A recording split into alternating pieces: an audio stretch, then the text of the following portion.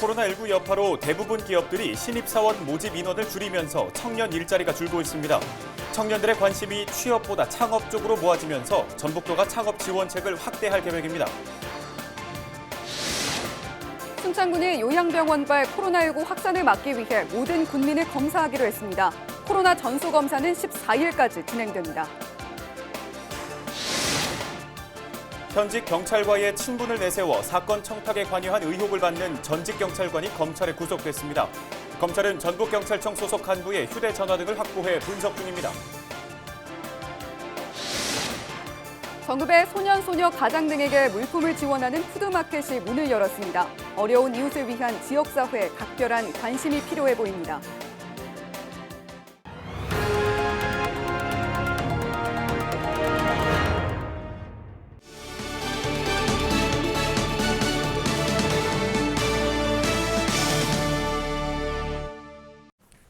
여러분 안녕하십니까? 헬로티비 뉴스입니다. 첫 소식입니다. 남원의료원 간호사 가족 4명이 코로나19 확진 판정을 받았습니다. 전북도는 전북 지역에서 5명이 추가로 코로나19 확진 판정을 받았다고 밝혔습니다. 지난 1일 확진 판정을 받은 남원의료원 간호사의 가족 4명은 자가격리 중 확진됐습니다. 군산에 사는 20대 남성도 양성 판정을 받았습니다. 전북도 보건당국은 이 남성이 지난 1일 친구 4명과 만난 점을 파악해 참석자들을 상대로 검사를 진행 중입니다. 순창군이 요양병원발 코로나19 확진자 확산 차단을 위해 전 군민을 대상으로 전수조사를 진행하기로 했습니다. 순창군은 전 군민을 대상으로 14일까지 코로나19 진단검사를 실시한다고 밝혔습니다. 이번 전수조사에서 코로나19 진단검사 방식은 기존 PCR 방식에서 속항원 검사 방식으로 바꿔 15분에서 30분 사이 확진자 판단을 할 수 있도록 했습니다. 혹시 모를 무증상자를 조기에 찾아 확산을 사전에 차단하고 국민들의 불안감을 해소하고자 이번 전수조사를 실시하게 됐습니다. 코로나19 여파로 대부분 기업들이 신입사원 모집 인원을 줄이면서 청년 일자리 찾기가 어려워지고 있습니다. 네, 이렇다 보니 청년들의 관심이 취업보다 창업 쪽으로 모아지면서 전북도가 창업 지원책을 확대할 계획입니다. 김남호 기자가 보도합니다. 전북도는 2021년 청년 일자리 마련을 위해 창업 지원안을 추진키로 했습니다. 도는 창업을 위한 사무실 임대료나 시제품 제작, 창업 교육 등 1인당 최대 1,500만 원 상당을 지원할 방침입니다. 특별히 이제 저희는 기술 창업과 이제 일반 창업을 구분해서 이제 지원하고 있는데, 기술 창업은 전북 창조경제혁신센터를 통해서 초기 창업자들이 비대면으로 전환 시에 인건비를 지원하고, 또 이제 초기 창업 기업들이 또 성장할 수 있는 펀드를 한 200억 정도로 조성해서 기업들한테 지원을 통해서 더욱 활성화할 계획입니다. 전북도는 또 지역주도형 청년 일자리 공모 사업을 통해 총 2,100여 명의 청년들을 지원키로 했습니다. 이 같은 정책은 코로나19 여파로 기업들의 신규 채용이 줄어들면서 취업보다는 창업을 준비하는 청년들이 늘어나고 있기 때문입니다. 취업의 문이 많이 좁다고 생각을 하는데, 학교에서 해주는 1인 미디어 교육을 들으면서 제가 혼자 나아갈 수 있는 창업에 대해 지금 준비하고 있습니다. 하지만 보다 더 좋은 창업 교육 프로그램들이 있다면 저는 더 좋을 것 같다고 생각을 합니다. 지역 경제 활성화를 위해 그 중요성이 갈수록 높아지고 있는 청년 일자리 창출. 코로나19 극복을 위한 청년 창업 지원 정책에 관심이 모아지고 있습니다. 헬로티비 뉴스 김나호입니다. 미성년 제자를 성폭행한 고등학교 운동부 코치에게 실형이 선고됐습니다. 전주지법은 아동 청소년 성보호에 관한 법률 위반 혐의로 기소된 전북 지역 한 고교 운동부 코치 36살 A씨에게 징역 3년에 집행유예 5년을 선고했다고 밝혔습니다. 또 280시간의 사회봉사와 아동 청소년 관련 기관의 5년간 취업 제한도 명령했습니다. A씨는 지난해 2월 17일 진로와 고민 상담의 핑계로 제자 B양을 자신의 집으로 끌어들여 성폭행한 혐의로 기소됐습니다. 전라북도 경찰청이 지난해 3월부터 지난달까지 디지털 성범죄 특별수사단을 운영해 102명을 검거하고 6명을 구속했습니다. 피의자 가운데 83%는 10대나 20대였고 실제 트위터와 같은 SNS를 통해 청소년을 성매수한 뒤 성관계 영상 등을 게시한 20대 남성이 구속되기도 했습니다.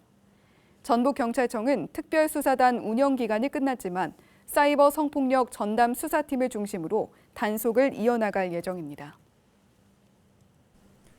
지역 소식 이어갑니다. 이혜은 아나운서는 푸드마켓이라고 들어보셨나요?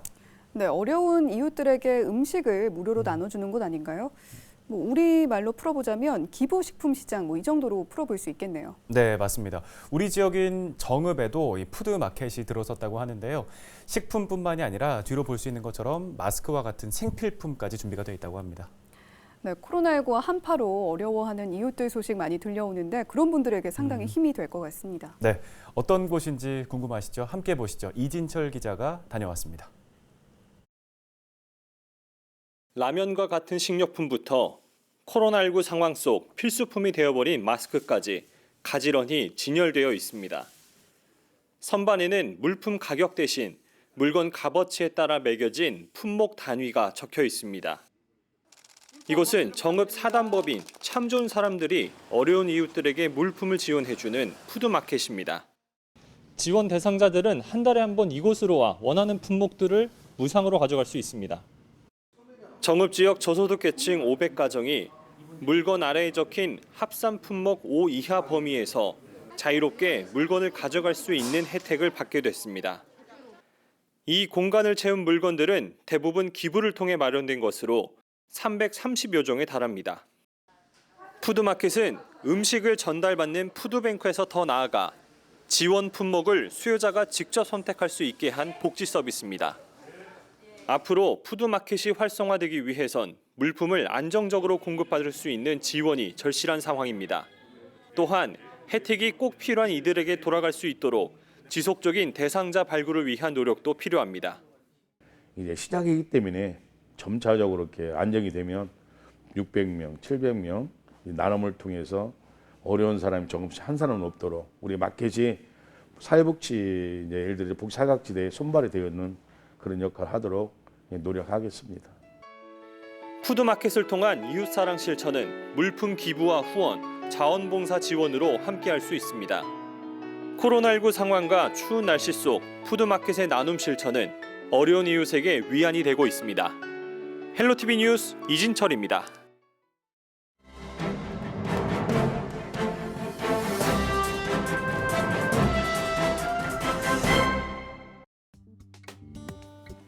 신문브리핑 전북일보 기사로 전해드립니다. 전북에서 사망자 수가 출생아 수를 앞지르는 데드크로스 현상이 3년 이상 지속되고 있다는 내용인데요. 우리나라는 지난해 처음으로 인구 감소 시대에 진입했죠. 하지만 전북은 이보다 앞서 탈전북의 저출산 고령화 현상이 심화되면서 이미 지방 소멸 현상이 가속화하고 있습니다. 행정안전부와 전북도는 지난해 기준 도내 주민등록 인구가 180만 4,100여 명으로 전년보다 14,800여 명이 감소한 것으로 집계했는데요. 실거주 인구는 이보다 적을 것으로 보고 있습니다. 도내 인구 감소의 주된 원인으로는 20, 30대 청년 인구의 타지역 유출이 꼽히고 있습니다. 청년 인구의 유출은 혼인율과 출생아 수를 감소시키는 변수로 작용하고 있는 데다 지역 내 고령화도 앞당기고 있기 때문인데요. 실제로 2019년 7월부터 도내 전역이 초고령 사회로 진입했고 같은 기간 전주와 군산, 익산은 고령 사회로 나머지 11개 시군은 모두 초고령 사회로 분류됐습니다. 이러한 현상은 사망자가 출생아보다 훨씬 많은 데드크로스는 물론 10대에서 30대 청년들의 탈전북 현상과도 밀접한 연관성을 보이고 있습니다. 전북일보는 신현영 전북도 대도약 기획단장의 인터뷰를 실었는데요. 신 단장은 전북 인구 종합대책은 선택과 집중을 통해 분야별 내실화가 시급하다면서 인구 소멸지역 특별법 제정에도 적극적으로 대응할 방침이라고 밝혔습니다. 지금까지 신문브리핑이었습니다.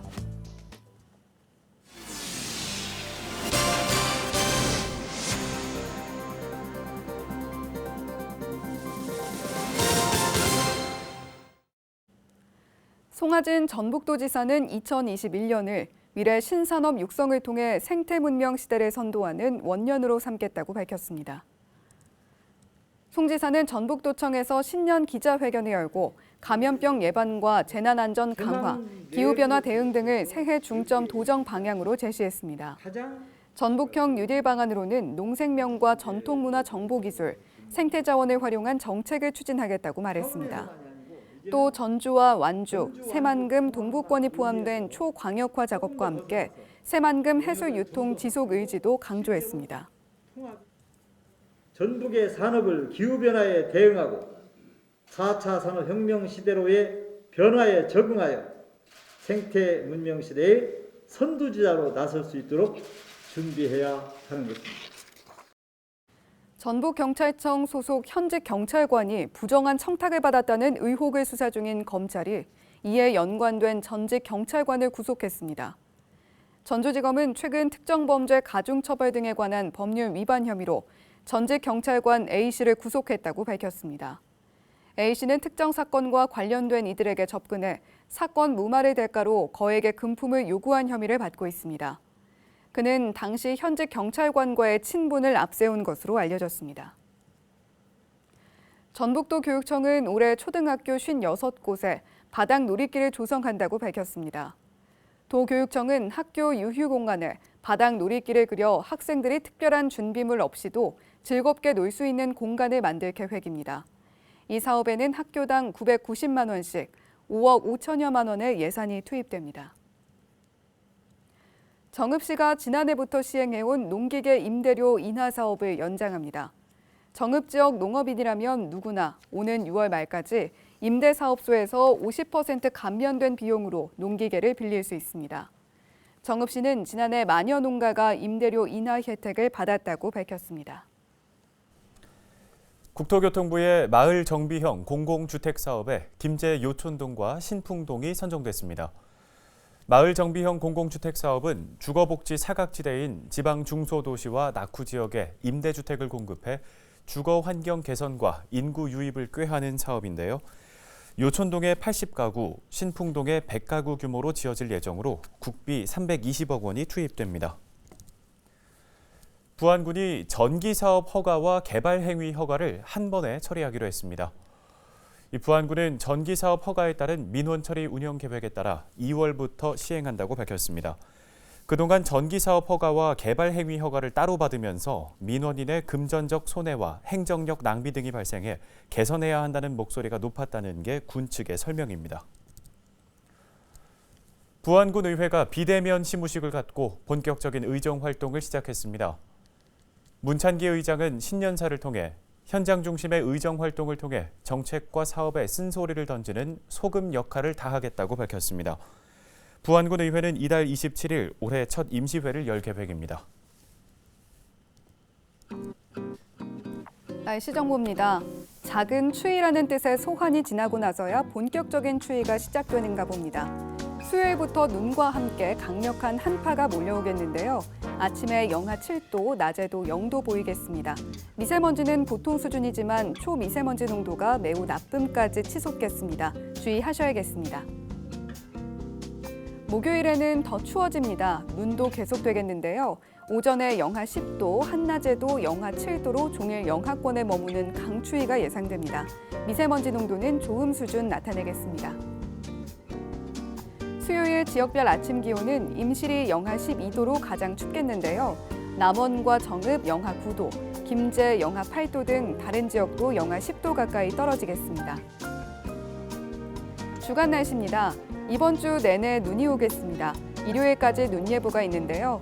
눈이 내리는 동안은 내내 매서운 추위도 함께하겠습니다. 특히 금요일에 추위가 절정으로 치닫겠는데요. 건강관리에 각별히 유의하시기 바랍니다. 날씨 정보였습니다. 안 그래도 마음이 추운 요즘인데 수요일부터 더 추워진다고 합니다. 그래도 우리 지역의 따뜻한 소식들은 끊이지 않고 있는데요. 정읍에서는 어려운 이웃들을 돕기 위한 푸드마켓이 문을 열었다고 하죠. 겨울 중 가장 춥다는 소환도 지나갑니다. 마음으로 나눈 온기가 추위를 조금이라도 녹여주길 바라봅니다. 헬로티비 뉴스 마칩니다. 시청해주신 여러분 고맙습니다.